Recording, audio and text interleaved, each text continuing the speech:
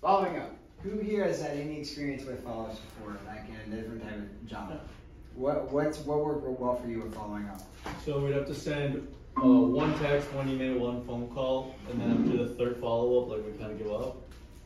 But not like too persistent, but like once a day, you know, call them, then shoot them a text, and then at the end an email, and then we do that 3 times. All right, so Oh, so it was like nine times? Yeah, 9 contacts. Yeah. Got it. one text, so Jackson's phone, one text, one call. Yeah. And then email at the end of or like a couple hours later. And you did this 3 times? Yeah. So we'd have like kind of like a sales rabbit type of thing, and then like when we put in a lead, it would have to like force us to do these tasks every day. Got it. So after how many times would you consider it dead? After 9 attempts. 9 attempts. So we have to repeat this process 3 times. 9 attempts equal dead. Now, how many times do you think, was it, I don't know if you know this, but like where in the ratio were they actually like following back up that close? Within the next day, 48 hours. 48 hours. They would at least let you know, hey, like I'm not interested. Hey, let me think about it. We'll come back next week, something like that. Yeah. But realistically, after like by the next day, yeah. Yeah, so they're giving you their information because they express interest right away. So what I normally do, and this is what you guys got to do, is when you're on the doors, first thing you're going to do is you're going to ask, once you get the bill, you ask, if I send you some information, would you read it? You know, you don't want to waste your time if you're not going to read it. So it's like, if I send you information, will you read it? It's like, yes. Perfect, what's a good email? So then you do that, and then it's like, what's a good phone number in case I'm running late? So emails are, I think, critical, because then you got like, everything that we go over in the presentation, you're re-clarifying in an email. So like when it comes to Tyndall Air Force Base, when it has like the model home program, when it talks about the warranties and the package, so all that is like critical in the presentation because it's not the first time they heard it. You know, it takes a couple times for things to become They might forget about it too. Yeah. I mean, cars is a little different because I guess they're meeting on the car sometimes, but maybe they just got too caught up in life. So definitely follow up is a good thing. Yeah, and then there's multiple different ways to follow up. One that's worked, and then so coming off of follow-ups is, say it's after they sit or even before the sit. Something that really helps is like respond with a video. And by that I mean like a FaceTime video. Say, yeah, we have a question concerning your roof. Like, hey, that's a great question about your roof. Being that we're licensed to install, we actually provide a 25-year warranty on your roof. Figured I'd just let you know this. If you have any other questions, feel free to let me know. Thanks. So constantly doing the FaceTime videos, it just like people want to see your face. You know, we're all clean-shaven, good-looking guys and girls. So that goes a really long way. So sending follow-up videos like that. It's like, say you get a text message and we have an install. It's like, what's going on? You know, we're at the install. This system's on the roof, and guess how much they paid so far? It's like 0. You know, so like things along those lines. And then coming off of that, as you guys get more deals, have those videos on deck for homeowners. That's just like easy content for you that you can use at a future. So creating content, you know, create content that has you in it. Kind of like those, those drone videos you take. Yeah, drone videos. I mean, what did Erica say after we sent her that model home video? Oh, that's all we needed to do. We should have done like 30 minutes earlier. She's like, you guys should just show me this off rip. I'm sold. Yeah. That's literally what she said. Yeah. So it builds a lot of rapport with that customer, because if you send that to them, they know that you're taking time. Those are the best ways to get referrals and reviews. Like the nicest review I got was from that model home video, because we're taking the time to really emphasize that we give a shit. So following up, 1 call, 1 text, 1 follow-up email. We have a lot of email ways to do it. And then another one is a write the cancel text. What do you mean? Text cancel? Do you want me to stop annoying you? No. So it's like, hello, so-and-so, as we're coming to the end of this month, we're seeing which projects we need to, eliminate from our project pipeline. If what we've come to realize is after 30 days, people are either not interested or don't have the time. If you don't have the time, feel free to give me a call so we can do a quick catch up.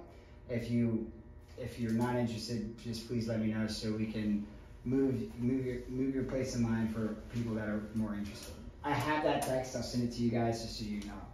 So like what I did, this is an example.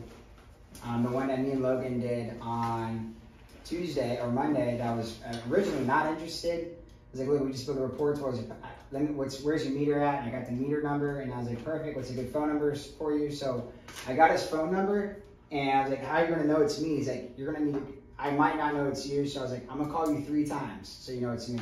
He's like, okay. So right when we left, I called him and I was like, I just want to make sure you know you have my phone number. He's like, cool, thanks, Zach.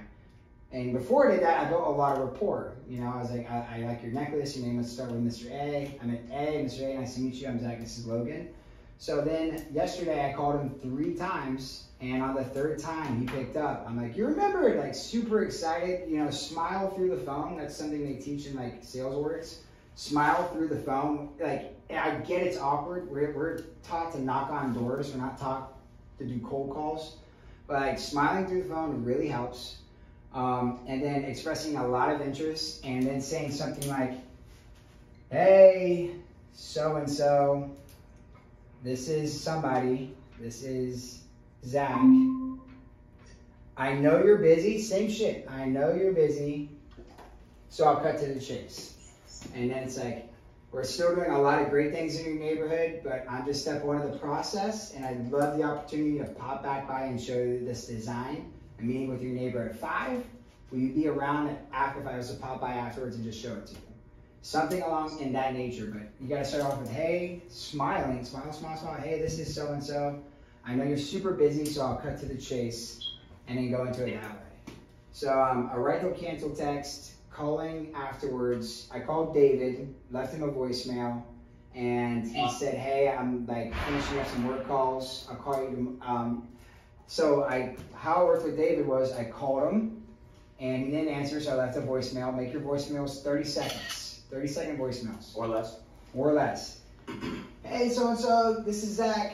I know you're super busy. Just had a question. I got some good news for you too, so shoot me a text at your convenience. Thanks. So then after that, I texted him and was like, hey, like we got some really good news. One question I had though was your roof. You said it was new, right? Question mark. Because we warranty your roof for 25 years. Please let me know. So he texted me back. He's like, hey, like I'm in a work call. Can't talk right now. I'll call you tomorrow. And yes, our roof is 3 months old. I was like, amazing. Looking forward to talking to you tomorrow. So we're planning on going back there tomorrow. So hopefully today. Hopefully today. I mean, if he calls today, did he say Thursday? He calls today and he's like, yo, let's do today. I'm like, all right. Yeah. Exactly. Hey, we're right outside your house. Yeah, that's weird. So yeah, following up is super important. You guys already did the hard thing. And so coming off of that though, what I don't want to see. So there's a, there's a meter, right? There's a gauge. You got hot leads. And then you have these ones down here that say, I'm busy, come back at this time. Like, you don't want to waste your entire day expecting these ones that the very soft touch. Like this, what's hotter than this? New doors. So, new doors equal golden eggs. You guys are doing this shit already. Like, you might as well find those golden eggs. That's what Devin does, who got 50. That's what Chance says, I got 68. He's like, they're going to go solar. They're not going to go solar with me because I'm not going to waste my time. I know there's golden eggs out there. I know we have an amazing product. Like, I'm not going to waste my time finding people that are not interested and I have to do that 8-touch follow-up. Because normally it takes 9 attempts. So why do 9 attempts when we do have some that are closing, same day, next day? So new doors, golden eggs. So after that, it's the ones that you get the phone number and then, set up a time. So that's good. And then after that, it's just like, say you get a phone number, but you know time. And then right under the ones that are like, hey, come back at this time,